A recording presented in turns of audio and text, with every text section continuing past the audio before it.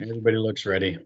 It's 4:30, so I will call the November meeting of the St. John Finance Committee to order.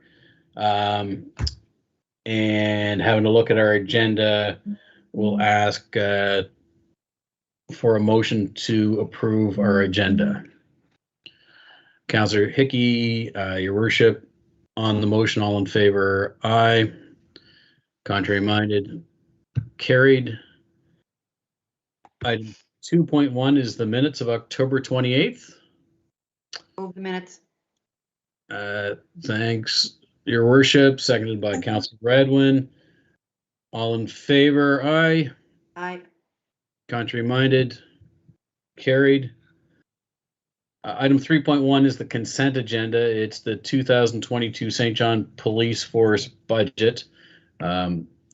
If there are any questions, Mr. Levine is here to answer them. If not, I will take a motion on the consent agenda. Any questions?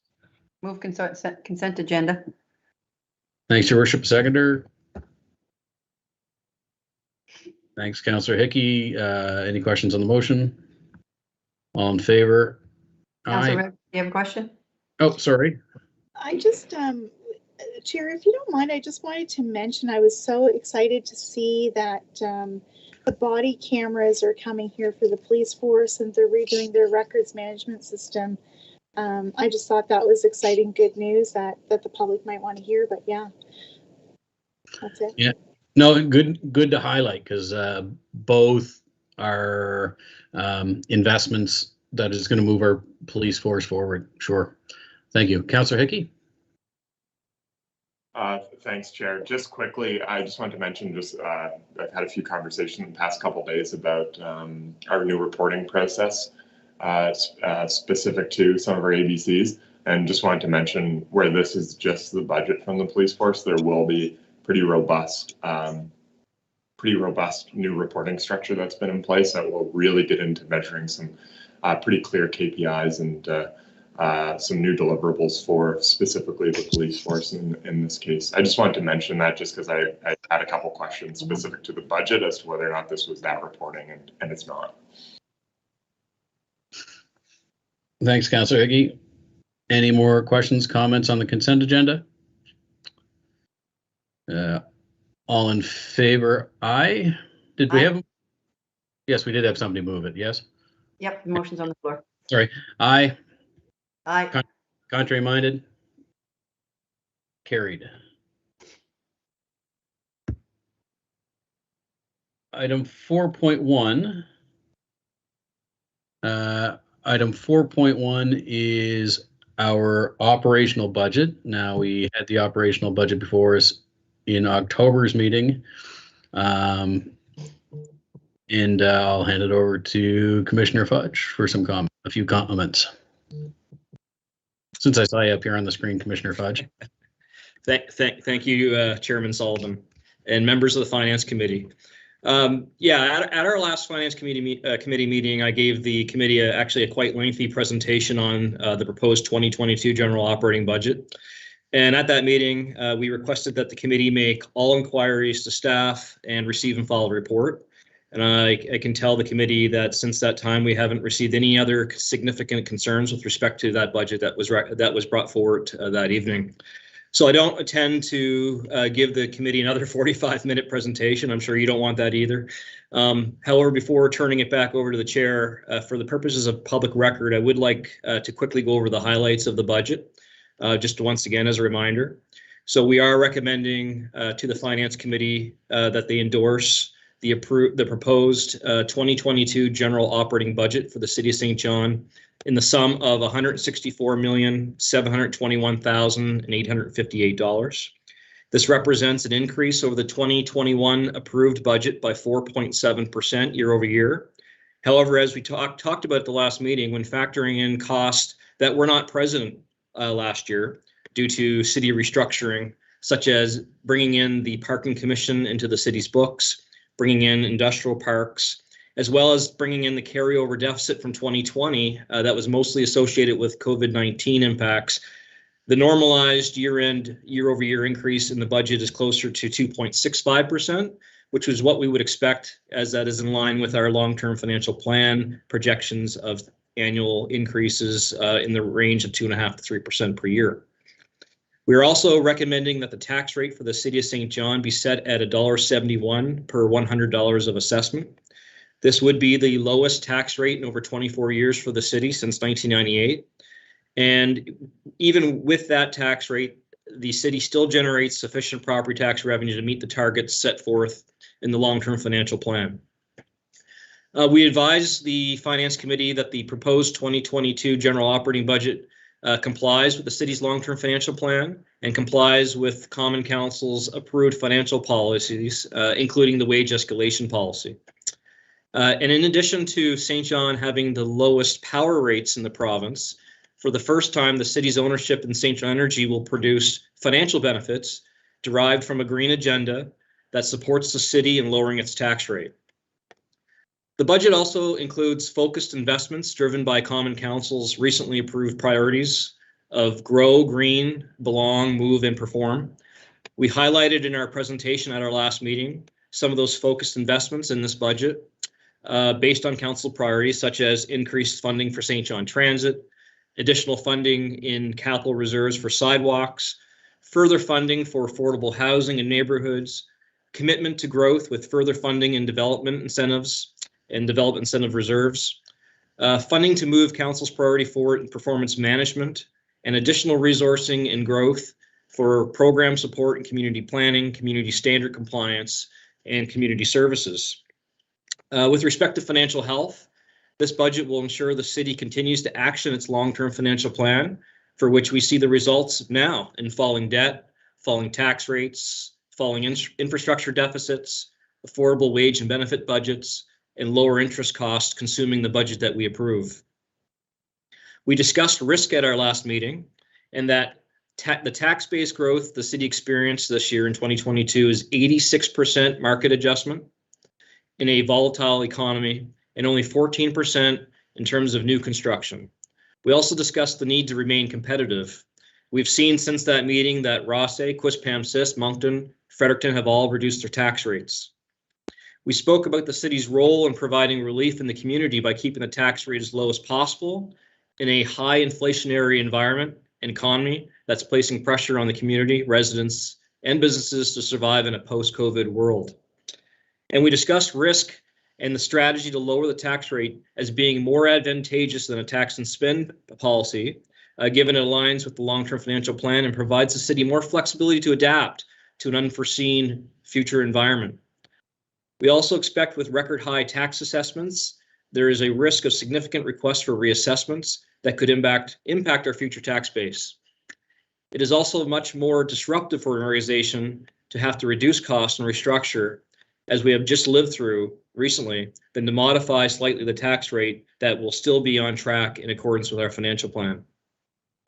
I should point out the only change in this version of the budget that you're seeing this evening from what you've seen at our last meeting was an adjustment to align the budget for investments in Dominion Park with respect to what the growth team had brought forward. And also, I think the city manager had advised that there's an additional resource funding casual position that's been included in this budget to support the city in working through the upcoming municipal reforms. So given this budget has been reviewed extensively by the Finance Committee, tonight we are simply before you to make a formal recommendation that the proposed 2022 general operating budget be approved by the Finance Committee and sent to Common Council on November 29th as a receive and file. And with that, I'd be pleased to answer any questions the committee may have. Thank you. Thanks, Commissioner Fudge. Over to questions. Councillor Radwin? No, I'd just love to move it.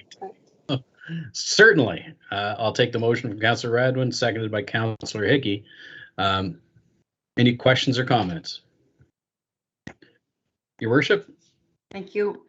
I just want to say that the budget, it's so complex when you look at all of the things that we want to do, all of the things that we need to do. You know, how do we be successful? What are our priorities? Kevin, there's a lot of balls you got to juggle when you're getting this thing. put together for us that it's acceptable, and you've done a fantastic job. I mean, I've always struggled with the tax rate only because, it's always one of those things where I say to myself, does it have the return on the investment? But I do believe that it is the right thing to do.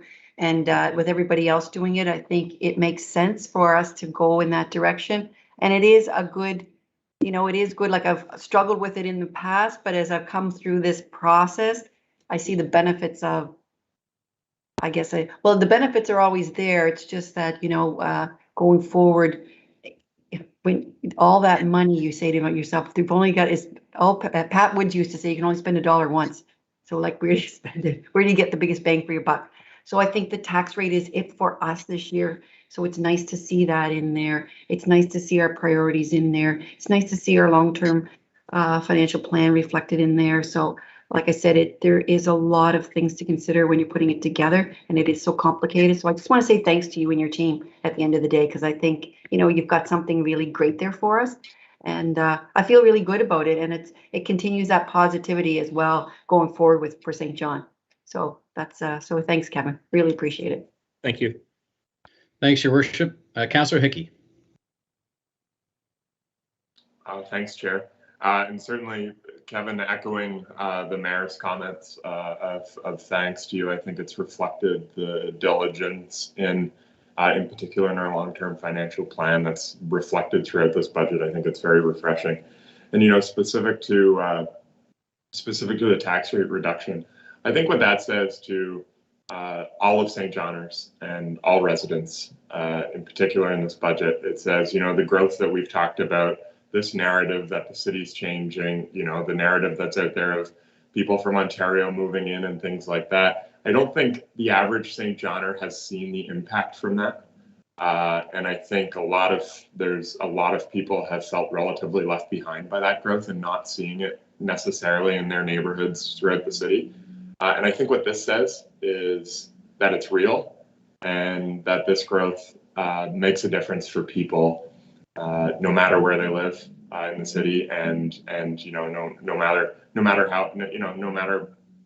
where they live in the city or no matter how they live in the city, there's an impact here. And I think that says that this growth is in fact raising all boats, and this growth is making a difference, and that's what that tax rate reduction is. I just have a quick question specific to the long-term financial plan. When I'm looking at the targets that were set for the long-term financial plan, I mean, obviously, assessment growth knocked it out of the park. It's our stretch goal for it was 3%.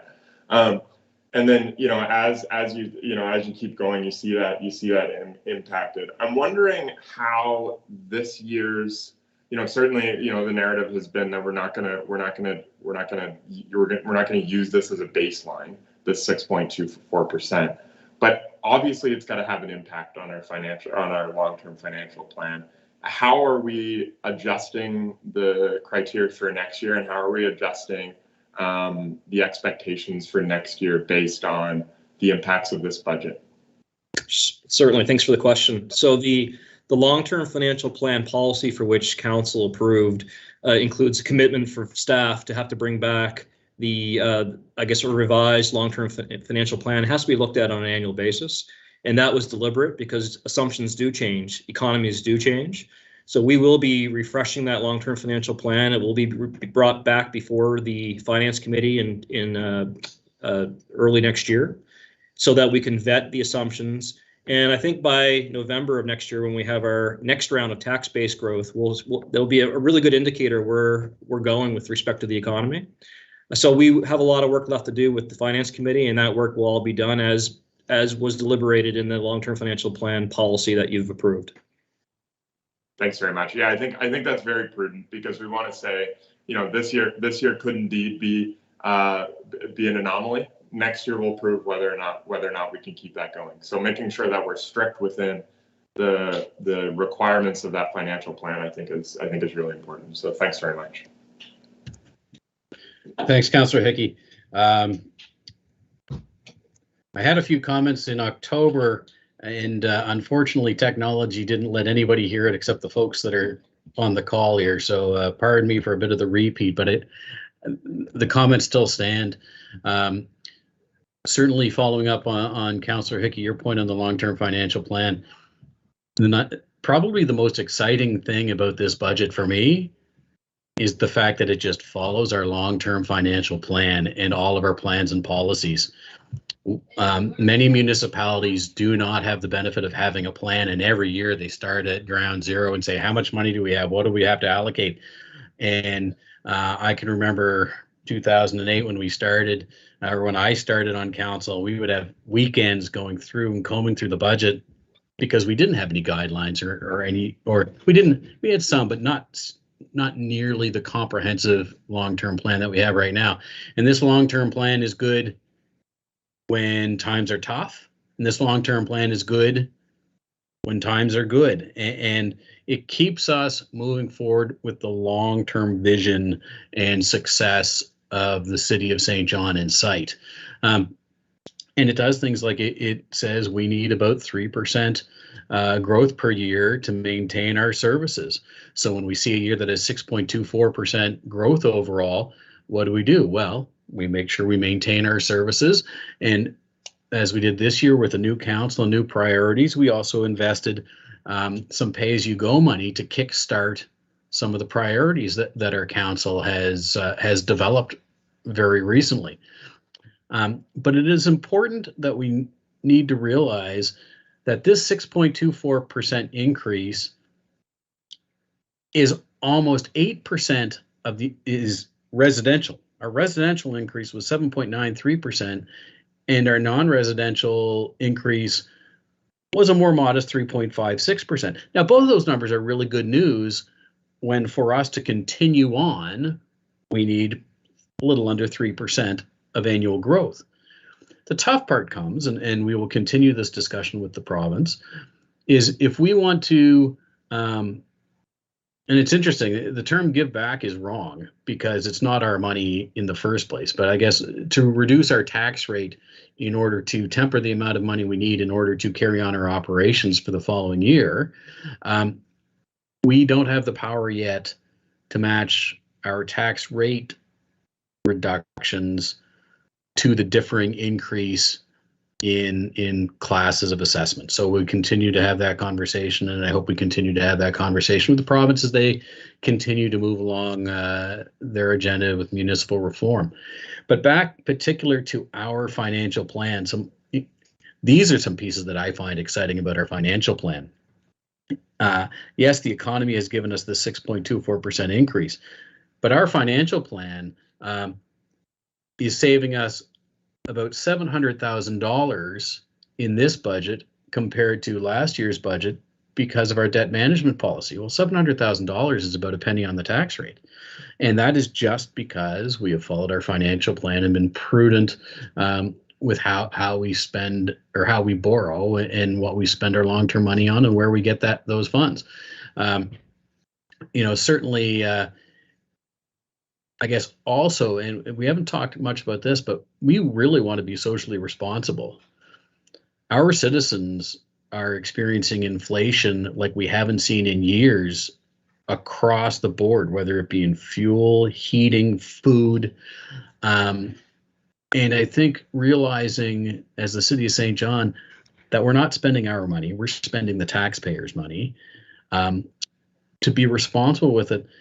And as much as we can do not to put any more inflationary pressure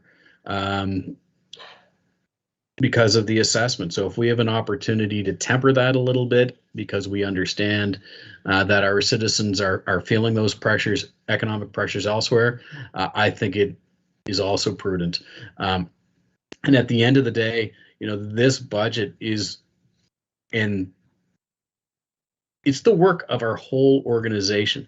One of the pieces of the financial plan, I'm going to come back and touch on it when we talk later in the agenda, but the budget monitoring policy that we have makes sure that every piece of the organization is looking after their financial responsibilities, and it's no longer robbing Peter to pay Paul. You have a responsibility to look and to report in your own situation, and part of that helps spread I guess the ownership of our financial health not just with the finance committee, not just with the finance department, but staff throughout the organization. So to pile on the thank yous that have already been given, from our CEO on down, throughout the organization. I know people are concerned about our financial health for all the right reasons.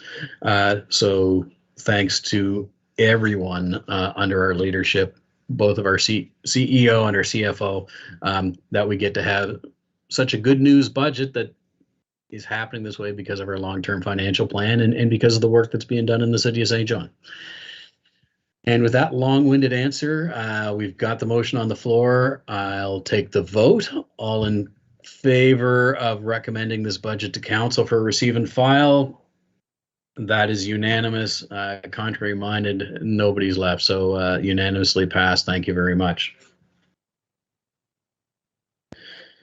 And we will move on to the equally exciting utility budget. And for that, I will turn things over to Brent McGovern. Thank you. Good evening, Chairman Sullivan and members of Finance Committee. I'm before you this evening for the approval of the 2022 utility operating budget. As Finance Committee will recall, we were before you on October 28th of this year when a detailed presentation was delivered at that time, and it was recommended that Finance Committee reflect upon the proposed 2022 utility operating budget and ask any questions of staff until such time as staff returns to Finance Committee at its next meeting. So here we are this evening, and maybe just by way of recap, for the potable water and wastewater budget, there is no proposed increase for flat rate customers or metered customers. The utility is and has been facing pressure on declining revenue. The 2022 rate is proposed to remain the same for the 4th straight year. And the team at St. John Water has been focused on significant cost reductions in recent years to enable rate stabilization that we're seeing. So over the past 3 years, we've decreased wages and benefits in the utility by $1.3 million a year. So that's a 12% reduction. And debt reduction continues to be a priority. And this budget does not include any new debt. And the budget does include, in accordance with our wage escalation policy, there's a 0% wage increase for all in this budget. And we did increase our capital from operating in this budget by about $370,000 for the 2022 utility capital budget. On the industrial water side, bylaw rates have been updated in accordance with industry best practices, and we're fully recovering operating costs relating to industry, while also covering the servicing of any debt, and also preparing for future asset replacement to maintain those industrial assets in a state of good repair. The industrial rate adjustments remain as presented on October 28th. And with that, the recommendation before you this evening is that the Finance Committee approve the 2022 utility fund operating budget and forward it to Common Council for approval. And so that would send it to Council next Monday night for first and second reading of the bylaw, and third reading of the bylaw would then be scheduled for December 13th in advance of the new year. And with that, Chairman Sullivan, I turn it back to you. Thank you. Thank you. To get it on the floor, can I have a motion on the recommendation start? Thanks, Councillor Radwin and Your Worship. Questions, comments on the utility operating budget?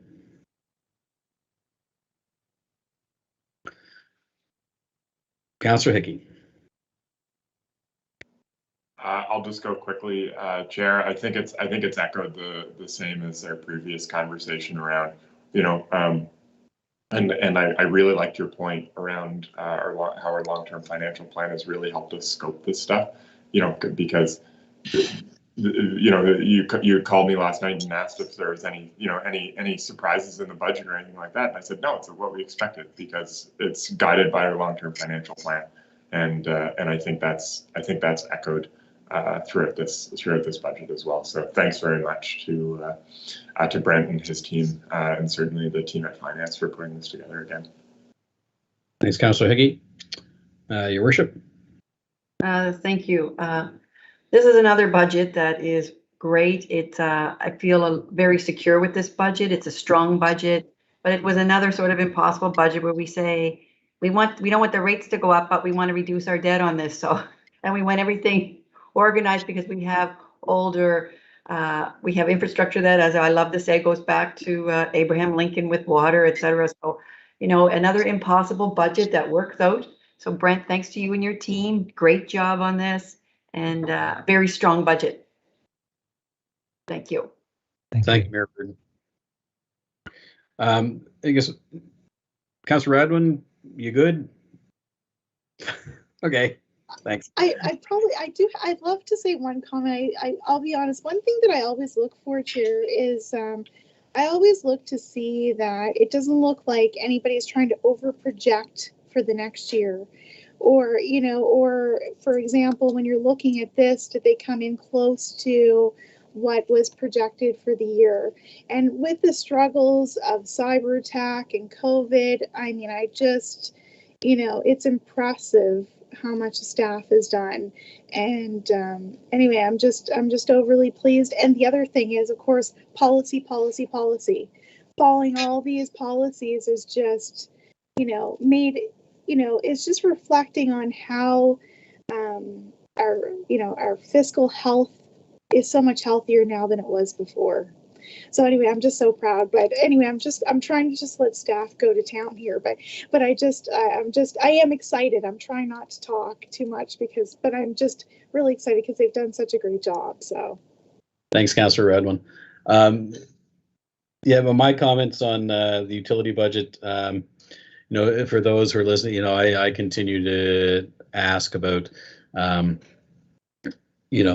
the hope that somewhere in the future we can get a plan where we get to universal metering.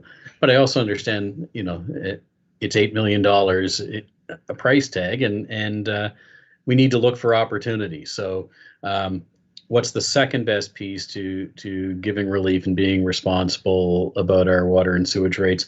This is the fourth year in a row that the flat rate has remained at zero. And we know inflation continues to go up, that, in the utility, the price of products we need to buy, the cost of electricity, the cost of employees continues to climb. So in order to keep that 0% change in flat rate for 4 years in a row takes a lot of work. And so I just want to recognize the amount of work. Certainly a pessimist in me might say, it would be easy to blame inflation and continue to ask for 2% more a year just because of inflation, but to continue to work because we know how important it is for our ratepayers to be as prudent as we can because they're paying the bill. So I really appreciate that. The second piece is a bit of an education piece. We've used this term capital from operating a few times. For the folks who are listening in and just kind of nodding and smiling when you hear the term capital from operating, that's an exciting financial term. When we talk about increasing our capital from operating, even though it's in our operational budgets that we're talking about now, that pays for capital items that were in our capital plan and budget, whether it be in the utility or whether it be in our general operating funds. But what capital from operating means is we are not borrowing money and paying interest to somebody else in order to build things. So the more capital from operating we have, the more assets we renew, we fix without paying interest. So I appreciate hearing you mention that, Mr. McGovern. Incredibly important. And for those at home, as you hear us talk about increasing our capital from operating that's in our long-term financial plan, that is just more good news on our financial health. So we have the recommendation on the floor. I will call the vote. All in favor, aye. Contrary minded? Passed unanimously. Thanks, committee. Thanks, Mr. McGovern.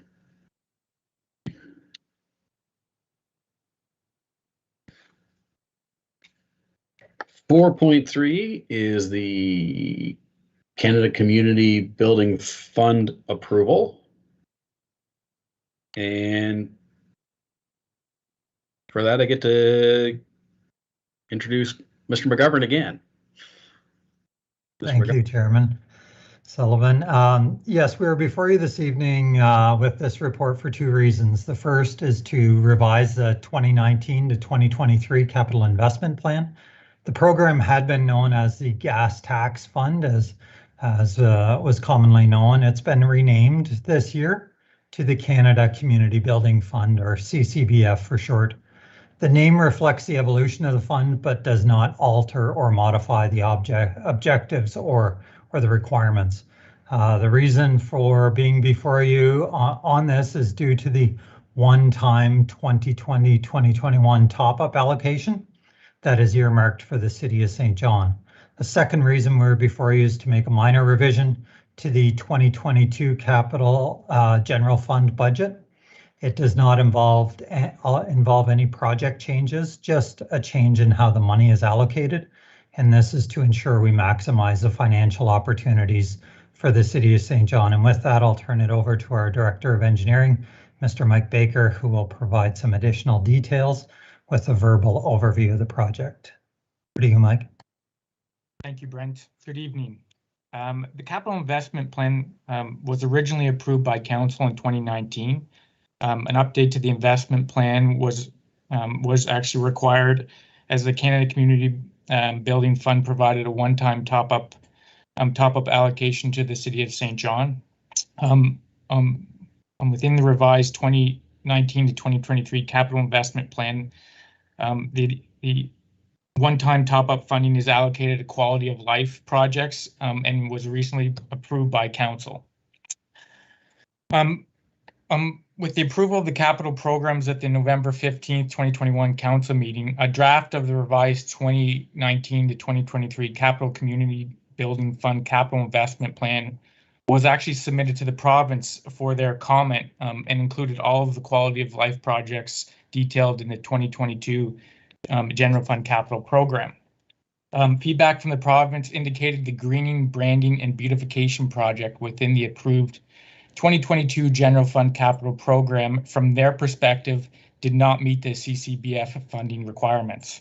As a result, a change to the 2021 General Fund Capital Program is required to reallocate city share funding to the greening, branding, and beautification project and CCBF funding to an approved quality of life project that is already part of the 2022 budget that is acceptable to the province.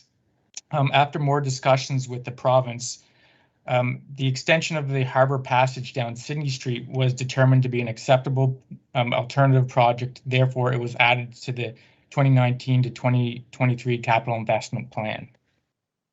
This change to the 2022 General Fund Capital Program simply involved the actual distribution of budgeted funds. Through the application process with the province, it was actually determined that the city is entitled to $63,724 of additional CCBF funding compared to what has been approved for quality of life projects in the 2022 General Fund Capital Program. This additional other share funding is shown to be allocated to the Dominion Park Rehabilitation Project in the proposed revision 1 to the 2022 General Fund Capital Program. The overall financial envelope to the city share funding with the proposed revisions to the 22 General Fund Capital Program are unchanged. With that, I would ask if anybody has any questions, please let me know. Committee, any questions? Councillor Redwin. Thank you, Chair Sullivan. I don't have a question. I just have one comment. You're always, Chair Sullivan, you're always talking about finance being sexy, and not everybody agrees with you all the time. But I'll tell you something that does look sexy is over $34 million in funding from the provincial and federal government. If that's not awesome, I don't know what is. So anyway, thank you very much to provincial and federal government for this funding. It is going to go a long way in the community, and I'm so excited about it. Thanks, Councillor Radwin. You are right on, both about finance being sexy and our federal and provincial partners. Yeah, very important. So without seeing any other questions, can I have a motion regarding the recommendation? Mayor Reardon and Councillor Radwin moving the recommendation. All in favor, aye. Contrary minded, passed unanimously. Thanks very much.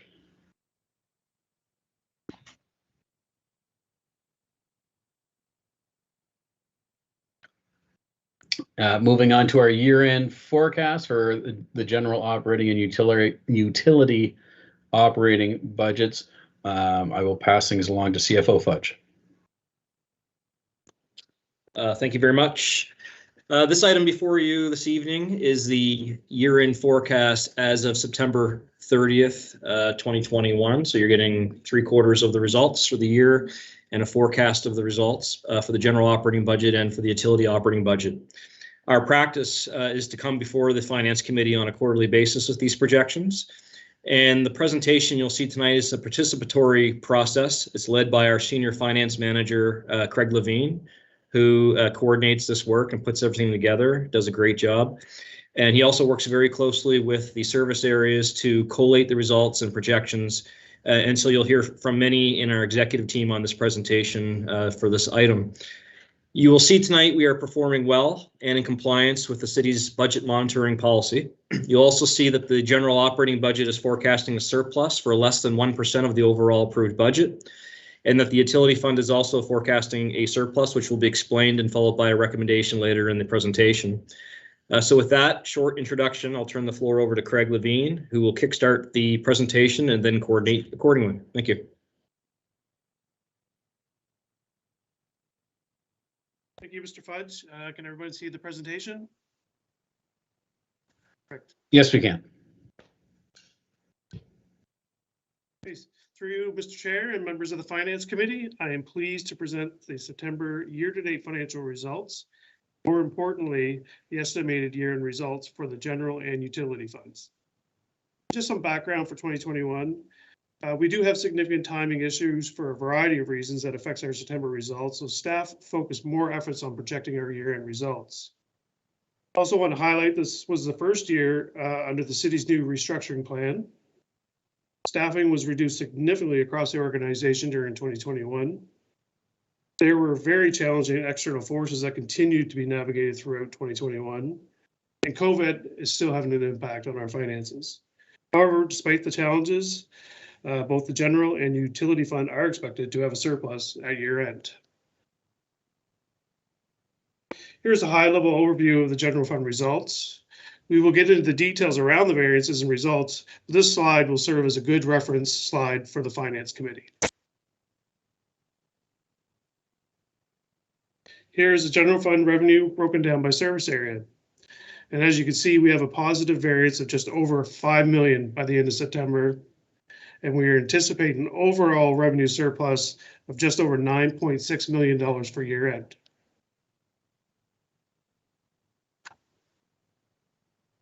I included explanations for the variances for September's and won't go through each of the detail, but put this slide in as a reference point. So how did we get to a surplus of just not over $9.6 million projection? Well, we had the cancellation of the provincial PGAP program, which resulted in just over $1 million in additional tax revenue in 2021. The LNG tax revenue, as well as a reduction in the unconditional grant, netted us about $1.23 million. Growth in community services are projecting just over $600,000 surplus, and this is related to additional recoveries for dangerous building program, additional funding for Succeed and Stay and local immigration program, as well as increased development activity. As you can see under Public Works and Transportation, we are projecting a $700,000 deficit. And this is due to the lingering impacts of COVID on recreation, and parking revenues. We have a small deficit for protective services due to loss of secondment revenue, delays in implementing bylaw fees, and less revenue for PSEC. However, as you can see, strategic services is the largest reason we have the year-end surplus. So I want to highlight that most of these revenues in strategic services are one-time revenues, and they are not recurring. We received $3.668 million from the COVID Safe Restart Program, again, one-time revenue. We are anticipating $1 million for the cyber tax recovery. And again, this is one-time revenue. $1.625 million for the windup of Develop SJ, again, one-time revenue. $500,000 from St. John Energy, as well as just over $368,000 for the windup of Discover SJ, and again, one-time revenue. Lastly, we have an unbudgeted amount of revenue of just over $618,000 that is flowing from the Parking Commission due to the windup. With the Parking Commission now being wound up, the last quarter will the revenue comes in as the city's revenue, and it is unbudgeted. So here's just a high-level overview of service area with September results, and again with estimated year-end results. And I will pass this over to the various commissioners to discuss the reports. And the first one up is Commissioner Hamilton. Chair Sullivan and members of the Finance Committee, I'll start with a bit of context on the Growth and Community Services budget. The total budget is $15.5 million, which is about 10% of the city's overall budget. It does include both our core growth and community services operations, as well as the external grants that go to the ABCs, and those represent about 55% of our budget. We also recover a significant amount of our budget through revenue, and that's certainly a factor in some of the results you're seeing here. So if we look at, I guess, first the year-to-date results for September, the variances here are primarily to do with timing issues relative to the budget assumptions, so nothing significant there. And looking at the projected year-end results, we are forecasting a very small deficit, which is primarily in the goods expenses, and I can say that this over expenditure is fully offset with revenues, and I'll dive into that a little bit more on the next slide. So just to touch on some of the reasons for the variances, as I mentioned, the surplus in the year to date is timing related and not significant.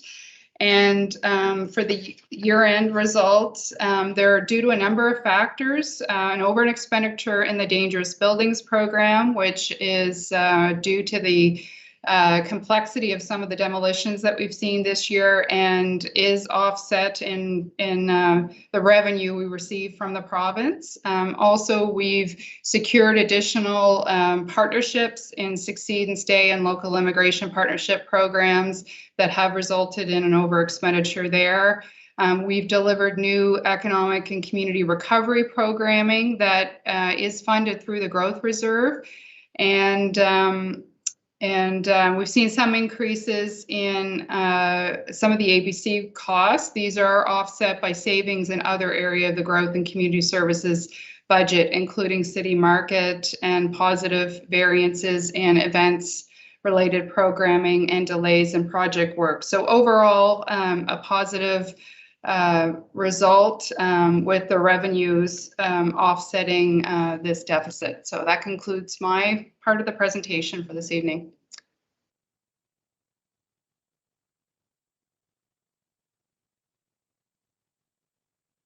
Good evening, Mr. Chair. I'll touch on briefly the budget analysis results for the Public Works and Transportation Services.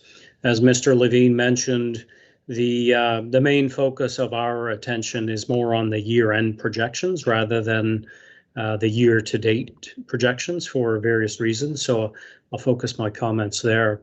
As you can see, we are trending in the right direction. We're currently projecting a positive variance of about $436,000 for wages and benefits, and just shy of $1 million on goods and services. So the total is just shy of 1.4 million. And in the next slide, there are a few points there, again, focusing on year end. So a considerable amount of the surplus was based on lower staffing costs. In particular, we did save a lot of overtime based on an easy winter this year. There were also some vacancies in various positions throughout the course of the year as well.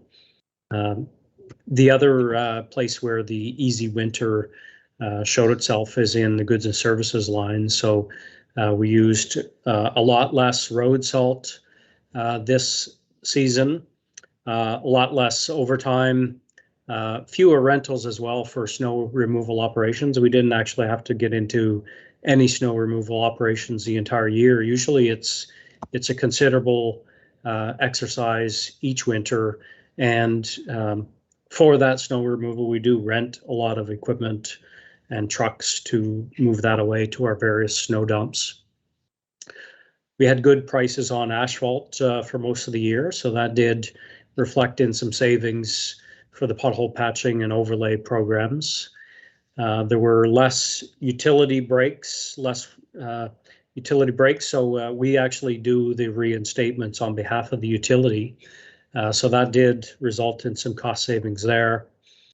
This year was the first year as well where we sort of split the stormwater service between public works and transportation and utilities and infrastructure service. So it was a little bit of a work in progress, and that did reflect in some underspending on our budget this year. We are going to review that for next year and make adjustments over the next several years as necessary to try and reflect the actual service costs there. I'll add as well that we did spend a lot less on fuel. I know right now fuel prices are actually fairly high for what we've seen, but they were much lower in the beginning of the year. The other impact in terms of fuel is we have something like 11 less trucks on the road, throughout the course of the year. So a lot less mileage, a lot less fuel costs in particular. So that item there was well over 100,000 across all our services as well. So that sort of sums up my area. I'll pass it back to Mr. Levine.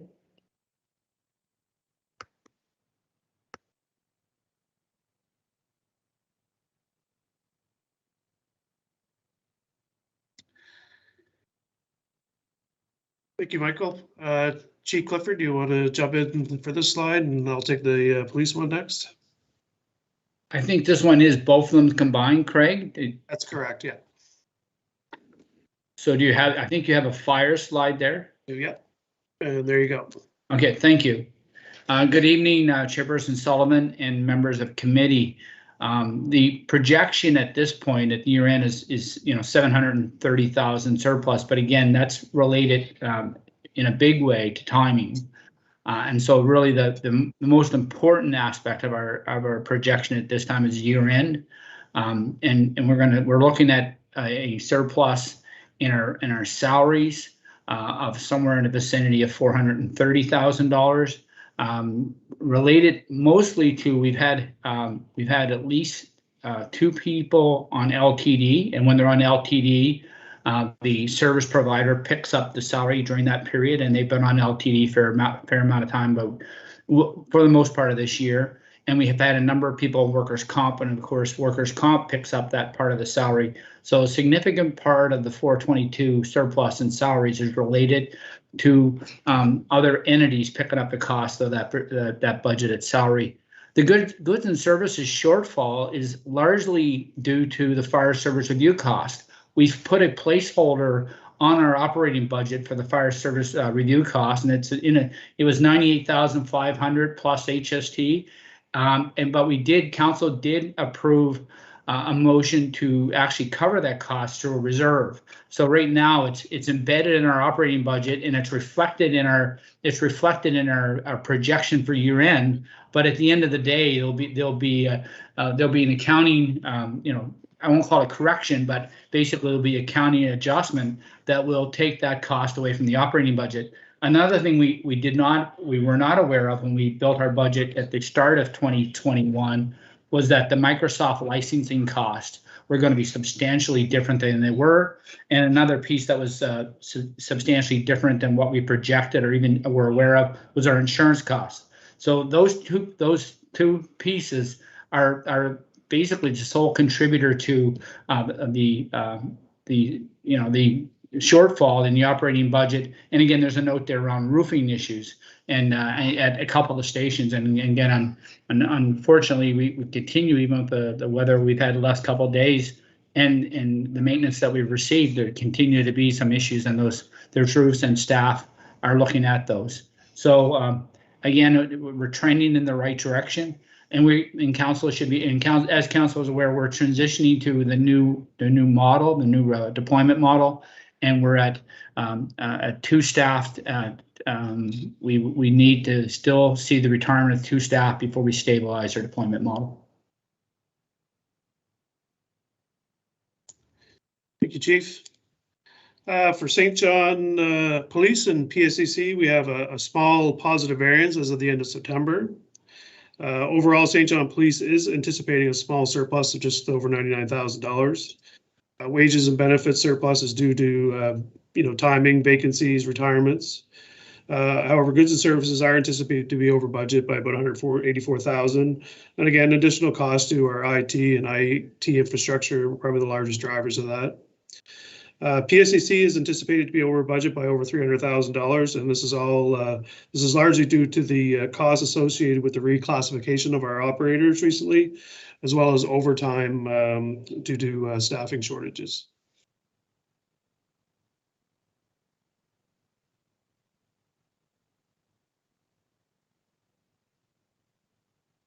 Good evening. On this slide, we're focuses year-to-date variance, and on the top of your screen for utilities and infrastructure, as you can see, our year-to-date wages and benefits are forecasting to be over budget, along with goods and services. Shifting the focus now to year-end variance. On the lower right of your screen, you'll see the wages and benefits. We're forecasting $8,700 surplus, and goods and services we're forecasting an exceedance of just under $286,000. Therefore, bottom line forecast is year end of $277,000. So, Craig, if you could just move to the next slide, please. We'll get into the why on these numbers, why they are where they are, and Commissioner Hugenholtz did touch on it just a few slides ago, but for comparison of the budget actuals to the end of September 2021, the variance in wages is due to the organizational restructuring and the staff being coded to urban stormwater. However, there was no money allocated there, so the money was actually allocated in rural. In other words, the staff were budgeted, but the money was in public works and transportation, and that has been addressed for 2022. In addition, I'd highlight that facilities and management, our team that provides carpentry and electrical services to the rest of the organization, has a variance, and that is typical in terms of timing. They provide services to other departments, but in terms of actually getting the funds back to the department, there's a lag in that. So expenses are incurred but not recovered. And then looking to year-end estimates, we're forecasting slightly under budget when you move through the budgeted funds over for wages and benefits. But for goods and services, we're forecasting an exceedance for a few reasons. An increase in engineering costs. This relates to the low carbon migration strategy for fleet, and the city will be getting back money associated with this in the order of about $91,000 from the Environmental Trust Fund, but that will come in 2022. There were also additional costs with facility management related to city hall moves and market tower moves and maintenance work at City Hall. So Lastly, urban stormwater did not have any money allocated to it due to the organizational realignment that resulted in the division of urban and storm. And so with that has monies have also been allocated there to correct that for 2022. And that's everything for me, and over to strategic services. Thanks.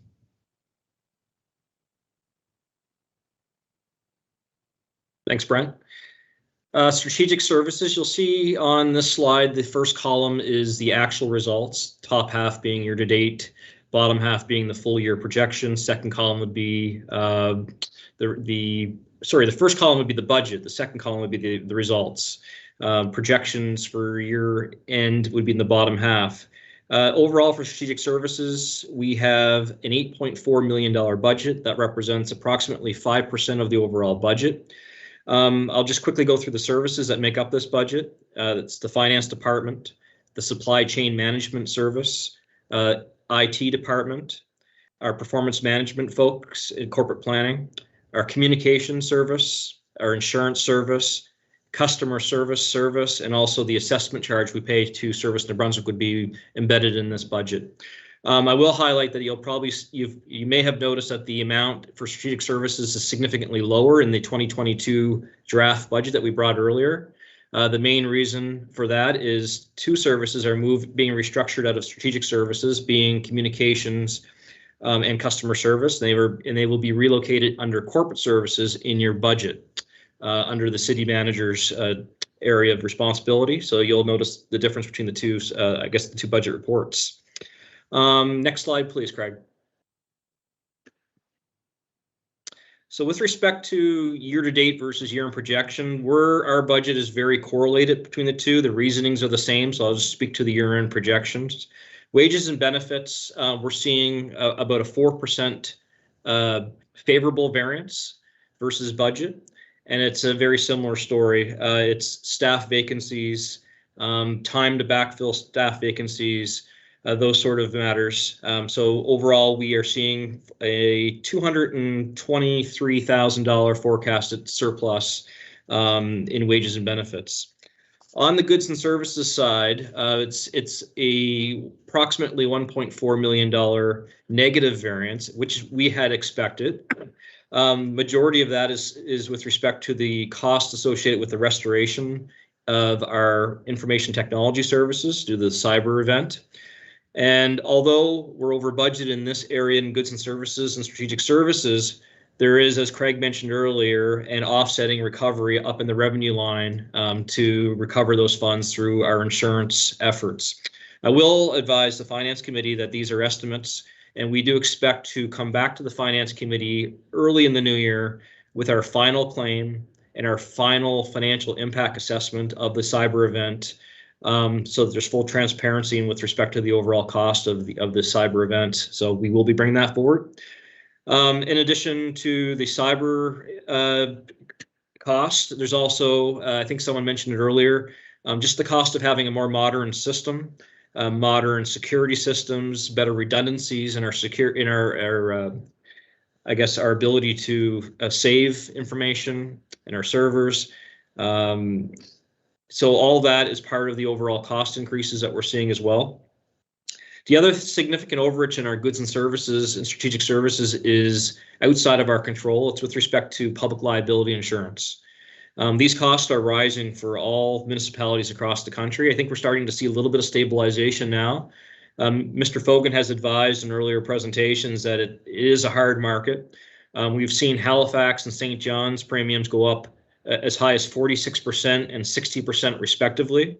And what this tells us is risk management is also a critical financial strategy for this organization, proactive risk management, because risk management allows us to develop processes where we can reduce risk, reduce the number of claim events that we have, and that translates into better premiums for our insurance programs. So when you remove the cost associated with the cyber restoration from the strategic services budget, we are actually slightly under budget for the year.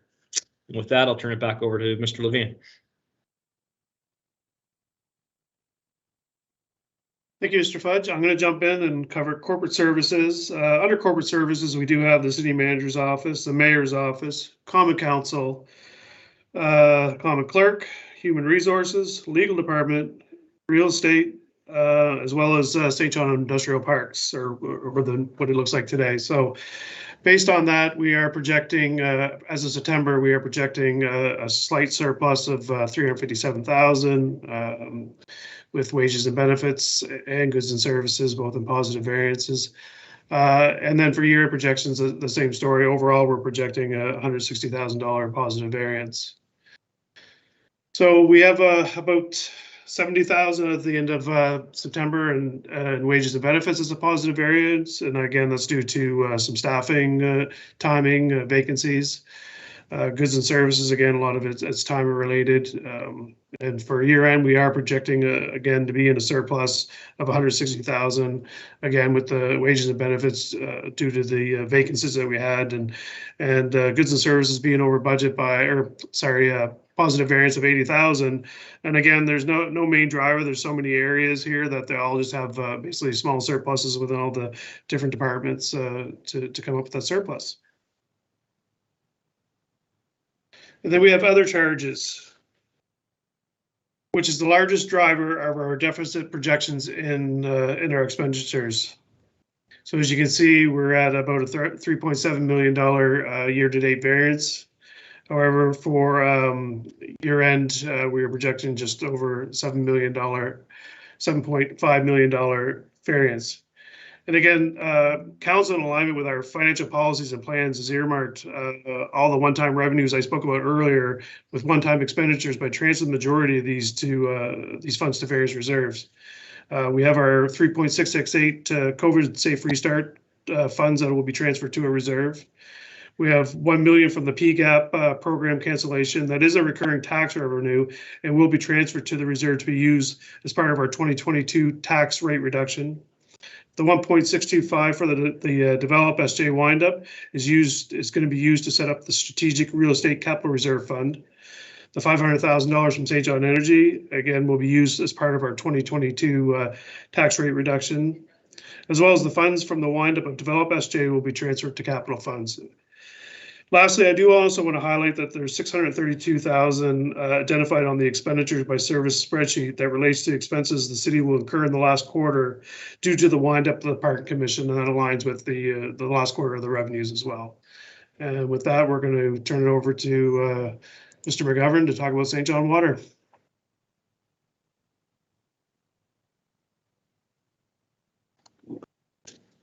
Thank you, Craig. The utility is estimating an overall surplus of just over $1.4 million, as is shown on the bottom right of this screen. This is made up of a combination of higher year-end forecasted revenues and lower year-end expenses. Can you move to the next slide, please? Starting first with revenue, we'll take a closer look at it and understand the details. Looking at the bottom line, third column from the right, there is an end of September budget to actual significant difference of $8.854 million. We don't need to focus on this as that is attributed to delays in billing. We're moving to a cloud-based hosting of water meter data, and as opposed to hosting it on our own server. So the team has been working very hard on this conversion, and we are now about 90 to 95% complete this conversion to cloud-based hosting. We'll soon be completed this transition, which will get us back on track with billings. Year-end variance we are forecasting for revenue is just over $130,000. So why is this? Next slide. The flat rate billings are down, and there are fewer customers on flat rate. However, metered revenues are trending upward, which is helping to offset the decrease in the flat rate billings. And that's really attributed to the increase in metered revenue the recovery we're starting to see from the impacts of COVID. Another positive driver comes under other revenues, which is largely due to revenues from water certificate charges and interest paid. And this is attributable to the very hot real estate market here in St. John. Shifting now to expenditures on the next slide. Year-end variance we're forecasting is positive at 1.28 million. So why is this? We'll go to the next slide. This provides some additional detail, but we'll move into the specifics and the drivers for this. So wages and benefits is showing a positive variance of nearly $773,000 due to various staffing vacancies, delays, or not hiring of casuals as well. Overtime was significantly reduced, as you'll see on the slide here. This is thanks to shift changes that have been made within the operations that have resulted in significant savings, and that's due to continuous improvement work that was undertaken by our operations team. Goods and services is showing a positive variance of nearly $509,000. That is driven by water treatment plant costs are lower than budgeted, and that's linked in large part to the volume of water that gets treated at our water treatment plant, and with that are direct ties to costs associated with energy and chemicals. Less water main breaks, as you heard earlier, is also having a positive impact. That's thanks to the investments made by our previous councils in addressing our infrastructure deficit. That's yielding a positive difference by reducing material costs, but also reducing the amount of water main breaks, which is also having a positive impact on reduction of our asphalt and concrete reinstatement repair work. So good news there. We also saw savings in electricity, and our legal fees spent are lower than what was budgeted, and that's really a matter of timing. So the costs are still intended to be incurred, but they will be incurred in 2022. And so we're seeing a positive variance because of that timing of legal expenses. And with respect to wastewater service, on the other hand, we're trending a bit over budget due to additional investments required at the Lancaster Lagoon and additional pipe patching that's going on under the ground that a lot of people don't necessarily see as happening, as we do have access through manholes and repair pipes with pipe patches while businesses are going about their activities. So we are also able to balance these wastewater expenses with savings in drinking water. So considering these savings with our 2022 operating budget, there are many positive variances we're seeing in this budget forecast. That we have reduced some of these line items in our 2022 budget. So we've absorbed increases that have been coming, inflationary increases, whether it be electricity adjustments, rate adjustments that are pending, increases in property taxes, chemical costs, IT infrastructure, fuel costs, insurance, all those sorts of costs. A lot of them have been balanced in our draft 2022 budget by reducing line items where we see some surplus at this time. Overall, we've reduced the 2022 draft budget by $395,000 over the 2021 budget for drinking water and wastewater. And next slide. With these year-end estimates, we do have some good news. Staff are recommending that Finance Committee approve the transfer of $750,000 to Utility Capital Reserve for funding of future capital. As we've discussed in the past, the utility does have a very large infrastructure deficit, primarily now with linear assets, so underground piping. And while there are infrastructure needs, we've remained diligent and aggressively paying down debt with safe, clean drinking water and not borrowing any further money. while maintaining the essential services. So the utility does not have any capital reserve at this time. And this would be a great step in the right direction to have $750,000 contributed to capital reserve. This would help further stabilize rates, and this recommendation aligns with our budget monitoring policy. Lastly, I'd remind committee that the utility is slated within the city manager's work plan for 2022 to come back to Finance Committee with a long-term financial plan in 2022. And with that, next slide, the recommendation is that the Finance Committee approve and transfer $750,000 of the utility surplus to the utility fund capital reserve for 2021, and that the Finance Committee receive and file this report as presented. With that, back to you, Chairman. Thank you.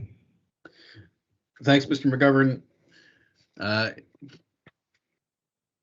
Questions, comments for staff? Councillor Hickey? I was just going to move staff recommendation, Chair. That will work. Second for staff recommendation, Mayor Reardon. On the question, Councillor Redwin. Thank you, Chair Sullivan. I just have a quick question, I think probably for Chief Clifford. You know, and I understand sometimes this is kind of on the revenue side of things. There's a deficit, and sometimes it's difficult to project potential revenue. But just curious, you know, if he has any insight on why there would have been delays in implementing bylaw fees and lower than anticipated revenue from Public Safety Center. I was just curious about that. Yeah, thank you. Through the chair to the councillor, the bylaw fees is very new for us, and there's a process with respect to making sure that that we're following the legal process appropriately. So we've had a significant consultation with our legal team in Orlando and the city solicitor's office, general counsel's office, excuse me, has been very helpful. And then there's a huge training piece for our team around identifying those pieces. And again, we've got in the vicinity of 32 to 40 officers who will now have to go out in the field at any time and identify when those service charges are. And we're actually just starting the education piece in December into early January. We think the fees will actually start, we'll start invoicing people for those fees sometime in January. The goal is not necessarily to collect the fees, it's to change the behavior. If we do not go to, and council just approved, or it's going to final reading, I think at the next council session, the fee on us supporting license to operate under the province of New Brunswick. If we never go and have to do that assessment and provide comment on whether it's safe to start or not start, that's our preferred outcome. And so many of our fees are not about raising fees, it's about changing behavior. If somebody's burning inappropriately, there's a fee now. So we have 32 officers, 28 officers, 7 officers across 4 platoons that have to understand how they are going to hand that invoice. And there's a training piece around how we manage the conversation with our community, the individual community who were showing up on a Saturday evening at 2 o'clock in the morning and saying, oh, by the way, you're not burning appropriate, here's your bill. So there's a huge kind of relationship. There's a huge piece around education, making sure that we do that right. So council was great in adopting it. I don't know that we've been slow, we've been thorough in our implementation. And because what we don't want to do is, in trying to do the right thing around fees and change of behavior, we don't want to create a larger issue around our reputation. I don't mean our being fired, I mean the municipality's reputation around trying to simply grab money for the sake of grabbing money. So it has been a slow process, but it's been thorough and diligent, and we've had, again, the general counsel's office helping us in a big way. Finance is helping us understanding how we're going to provide that invoice. How do we hand that invoice over to our citizens? And again, there's a training piece around making sure we do that right without creating additional challenges and concerns on relationships that we have with our community. Thank you, Chief. That's wonderful, and that is some great insight. I'm not surprised to come from you. But sometimes it is difficult to project those especially revenues like that, and you hope not to have them because people are doing everything as they should. So no, that's wonderful. Thank you so much. That was just a great answer. And I just wanted just a quick comment. I just wanted to say, like, it's really impressive how transparent this budgeting process is. And how staff are really being accountable for the taxpayers' money, and I'm just so impressed. This is just an all-around great evening. So thank you. Thanks, Councillor Redwin. Any other questions, Mayor Reardon, Councillor Hickey? I guess I have a question for perhaps Mr. Hugenholtz around the savings we have had when winters are good and don't give us as much snow. Certainly with climate change, weather patterns are changing. I guess the question really isn't about how we're doing. I think we're doing well, but are we tracking patterns and how many storms we have over the years and looking for patterns and perhaps looking for opportunities? For example, if data is showing that we've got fewer storms in a year, but a similar budget, is there an opportunity to do a little more if we are confident that there are going to be fewer storms? Or, this week's a good example. Maybe it's less about snow plowing and we need to figure out some way to some giant squeegees to get water off the streets. I don't know what is, certainly weather patterns are changing. So are we looking at our operations within the budget envelope that we have and, trying to match our operations to what climate is changing to, I guess? Yeah, that's a great question. We do, of course, collect a lot of data each year ourselves in terms of recordable storm events, how numerous were they. We rate each storm based on what we call a storm severity index, and that captures everything from the amount of precipitation, the length of the event, variations in temperature that can sort of complicate our response, and a variety of other factors like, if drifting was an issue, for example. So we do collect pretty good data on those storm events year to year. I think the impact on our budgeting is not necessarily going to be a year-to-year exercise. There's just too much variation to be able to project, like a downwards or upwards trend on our budget. I think longer term, we do always look at what the trends have been, what's been the last year, what's been the last 5 years, actual expenditures, and we do make adjustments on that basis. We do have, as part of our climate adaptation efforts, we do look at what are the trends in terms of weather, what can we expect. So we have a sense of what that might look like again over the long term, but it is extremely variable still year to year. It wasn't that long ago when we had Snowmageddon and we saw the impact there. Since that time, generally we've done pretty well in terms of budget, but one or two really bad storms and the cleanup thereafter can have a significant impact on our budget. Now, I can say as well that we do have that reserve set up now specifically to help us deal with significant winter events. So we are able to budget a little more tightly over time. And again, we do continue to monitor. So I do expect there will be adjustments made year to year.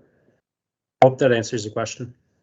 It does, and I guess my thoughts on it would simply be, you're right. We have that reserve to cover the big events, and should anything happen, I guess what I'm suggesting is yes, as finance chair, I really like saving money, and I like it when budgets come in under budget.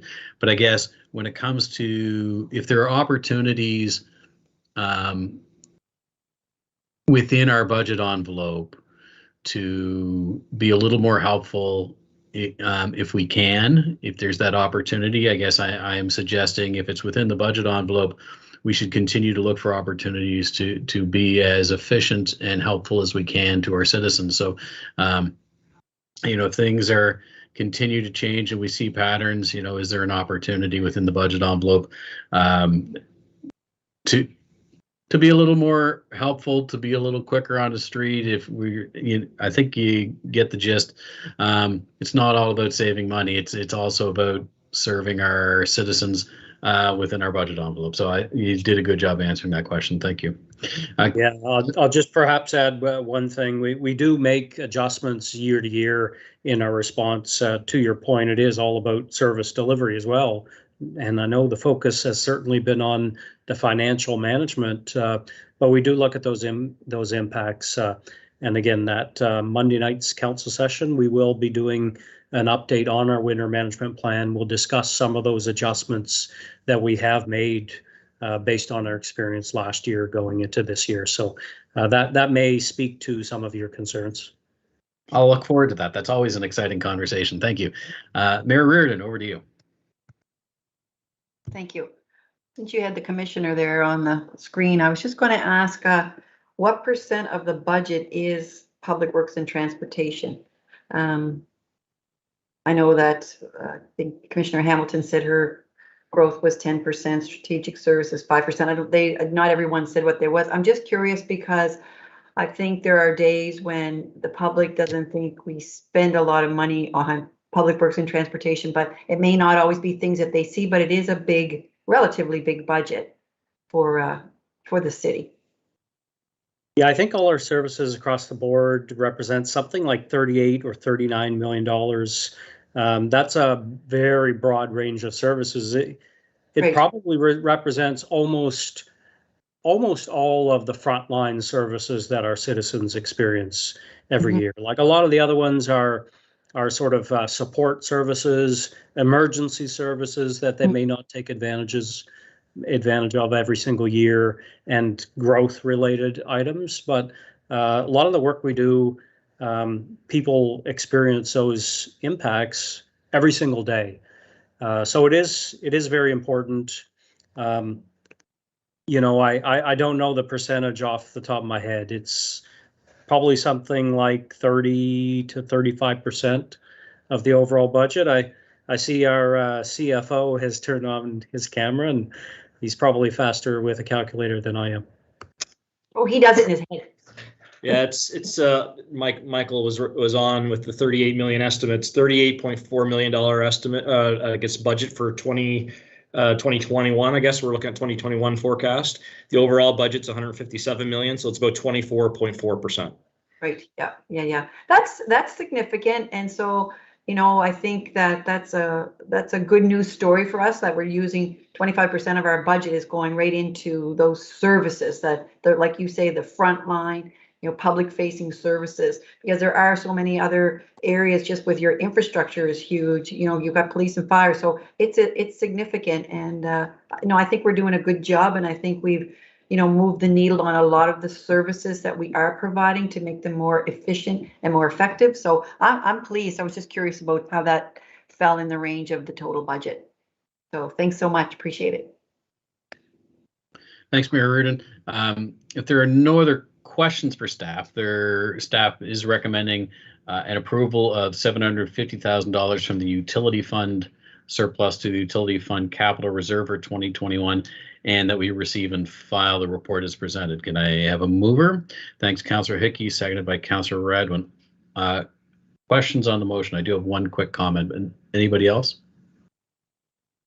My comment would simply be this on the whole for the receive and file. We are projecting a modest surplus for the end of the year, which is less than 1% of our overall budget.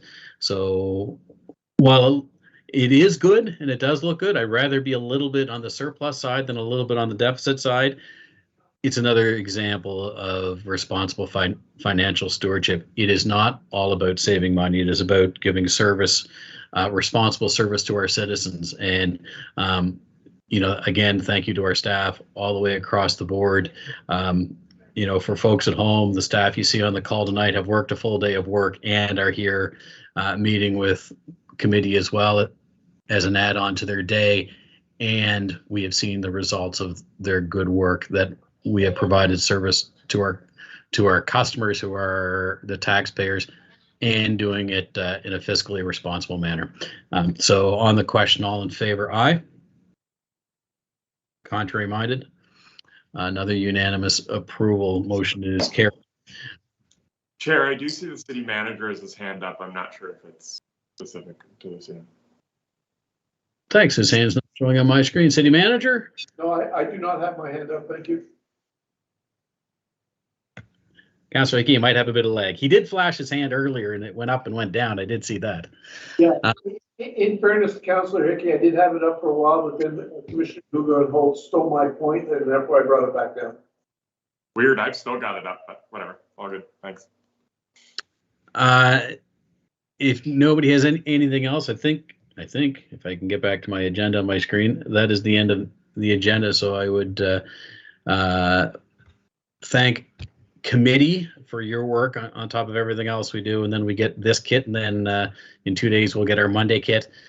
So thank you for being here. Certainly to all the staff on the call and all the staff who aren't on the call but did a lot of work to help prepare for tonight. We really, really appreciate it, and I know the citizens appreciate the work you do. I'll take a motion to adjourn. Councillor Hickey, Councillor Radwin, all in favor? Carried. Have a great night, everybody. Thanks very much for your work.